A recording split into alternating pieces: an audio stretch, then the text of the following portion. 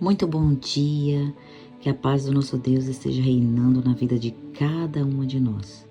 Vamos fechar os nossos olhos para falarmos mais uma vez com o nosso Deus? Vamos orar. Amantíssimo Pai que habita nas alturas dos céus, santo, santo, santo, exaltado, adorado eternamente seja o teu santo nome, Senhor. Obrigada pelo amanhecer, Pai, de mais um dia que o Senhor programou. Esse lindo dia para cada um de nós, Pai. Obrigada pela oportunidade de salvação que o Senhor nos dá. Obrigada porque nós sabemos, meu Deus, que mais um passo nós estamos dando na nossa caminhada rumo a Canaã Celestial. Te peço, meu Deus, que o Seu Santo Espírito se faça presente na nossa mente agora, porque nós precisamos compreender, Pai, cada dia mais a palavra do Senhor.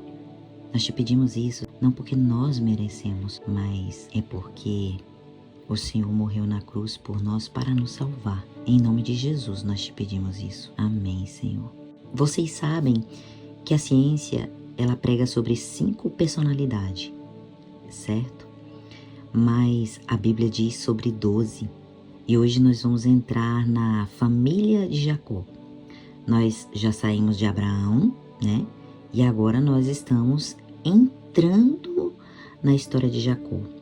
Depois da história de Jacó, dentro da história de Jacó, é que nós vamos achar as 12 tribos.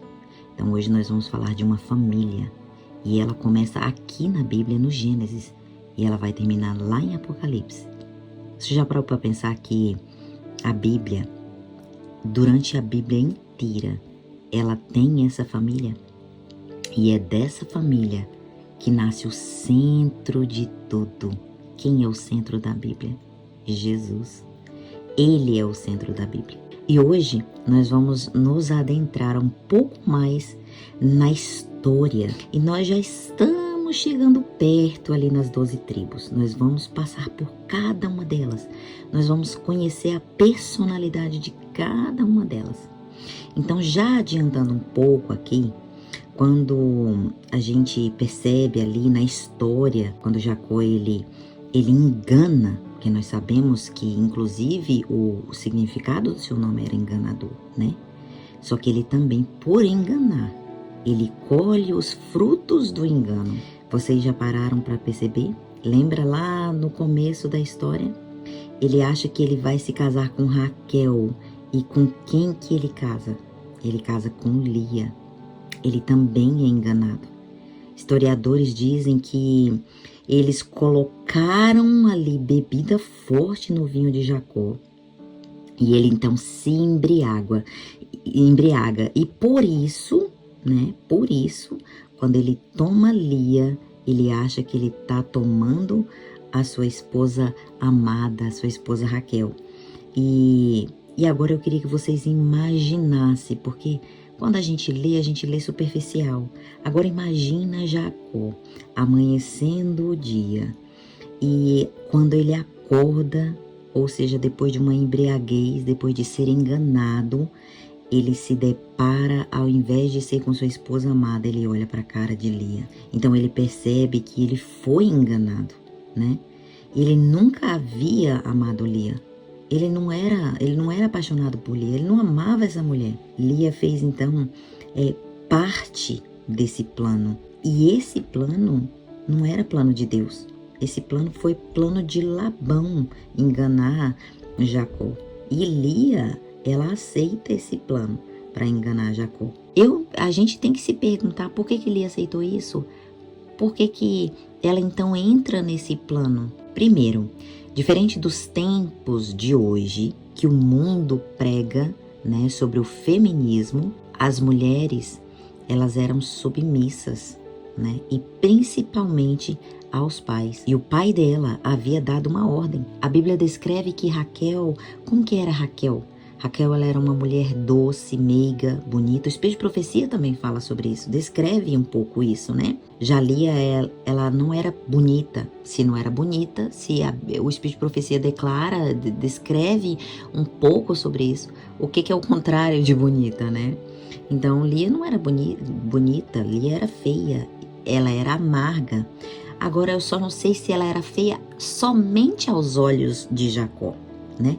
Imagino que a ordem que o pai dela deve ter dado para Lia foi: olha, sua irmã mais nova está se casando.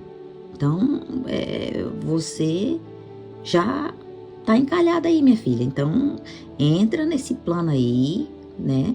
Ou do contrário, você vai ficar solteira. E aí, o que faz Lia? Lia, então, aceita o plano, né? Talvez ali, quando ela aceitou o plano, ela gostava também de Jacó. Isso são suposições, né? Nós não temos certeza de detalhes, mas uma coisa nós temos certeza: não era plano de Deus Jacó ter mais de uma esposa. Quando Deus nos criou, Ele criou um homem e uma mulher para ser uma só carne. E o que Deus uniu jamais separa o homem. O Espírito de Profecia deixa claro sobre a poligamia, sabe? E isso veio passando de geração, já começou ali com Abraão também, né? E patriarcas e profetas deixa isso claro, né? Que a poligamia não agradava aos olhos de Deus. E mais para frente Deus muda esse enredo da história, né? Então, o que Deus une jamais separa o homem. O casamento é uma coisa sagrada, é uma coisa séria. O casamento é para a vida inteira, é uma aliança para com Deus. E a poligamia não é propósito de Deus. E Deus, Ele não teve para Jacó dizendo: olha, se case com 1, 2, 3, 4. Mas Jacó, ele teve as 4. Deus fala uma só carne. E Jacó, nessa parte, não deixou Jesus feliz. E vocês vão ver a consequência disso. Ele passa a ter 2 esposas, pois ele trabalha mais 7 anos para se casar com a segunda esposa, né? A esposa amada. 2 irmãs começam então a viver uma contenda, uma inimizade. Lia, naquele tempo, sabia que ela não era amada. Ela sabia que quem era a esposa amada era Raquel.